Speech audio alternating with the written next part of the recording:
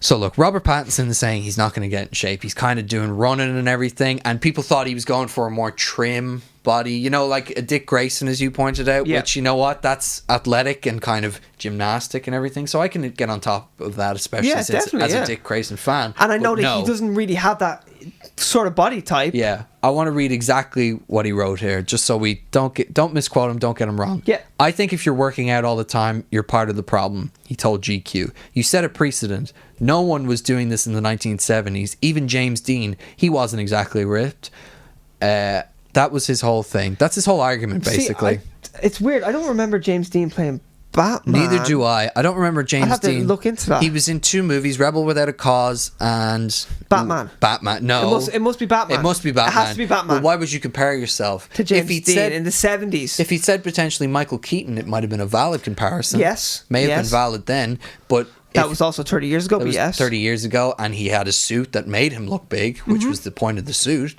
But, you know, whatever. There are modern movie standards, and if you move past the 70s, men are expected to be of a certain level, and so are women. And listen, I'm not going to say they're not harmful, but when it comes to playing superheroes, I kind of understand. Well, I break down my biggest problem. Yeah. We have a Batman that's not taking steroids. Yeah.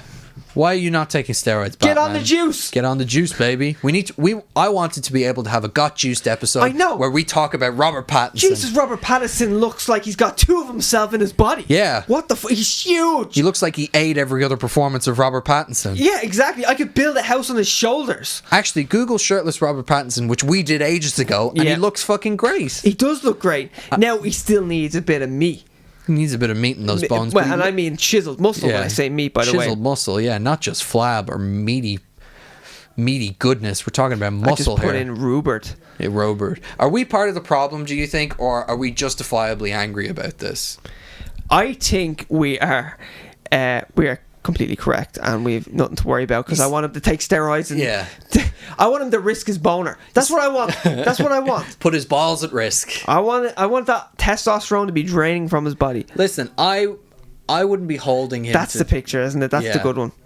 Like, that's a Batman. You're getting to a Batman physique. You're getting to the Batman. That's a young Batman. Yeah, right there. Like, and I get it if he was saying he doesn't want to get too good a shape because Batman's just starting out or whatever, as opposed to I don't want to set harmful precedents or whatever. Precedents. Presidents. Yeah. He's not a president of anything. Is he not? But like, it just baffles me, because I would never put this expectation on someone else if I wouldn't hold myself to the same standards, where if I got in a situation fucking in some parallel Rick and Morty universe where I got to play a superhero, it doesn't even have to be a big superhero. Yeah, do you want to do the podcast? No, I'm playing Batman. I'm playing Batman, yeah, I'm busy, I'm working out for Batman.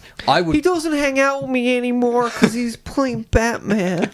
All he does is do steroids and cry over his flaccid penis. I know, I don't cry over that, I just work out harder.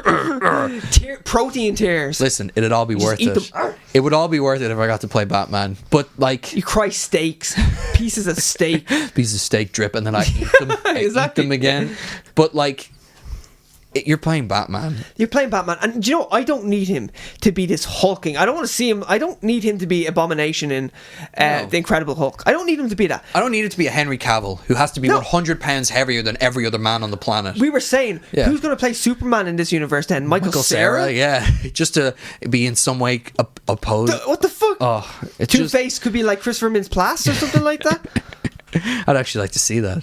He'd make a good Riddler. He would. He'd maybe a bit too goofy, but maybe he could rein it in. Oh yeah, Dane. Don't talk to Tom Hardy. Who's playing the Riddler in this? Paul Dano. You're gonna say Dane DeHenry? Yeah, I was. So Robert wouldn't be bad, actually. No, Robert Pattinson and Paul Dano are gonna have the same body type in this movie. Yeah, exactly. Except Paul Dano's getting fucking ripped for this. Because he has to wear the Riddler leotard and everything. So he's dumbbells, hammer curls. Colin Farrell as the Penguin should not be the most ripped person on this set. Yeah, okay? Exactly. Like, and as I said, I don't need him to fully relinquish his boner. No. You know, I just want him to be a little bit juiced. You know? I want to see him and go, wow, there's Batman. I don't want to see him and go, wow, that's attainable.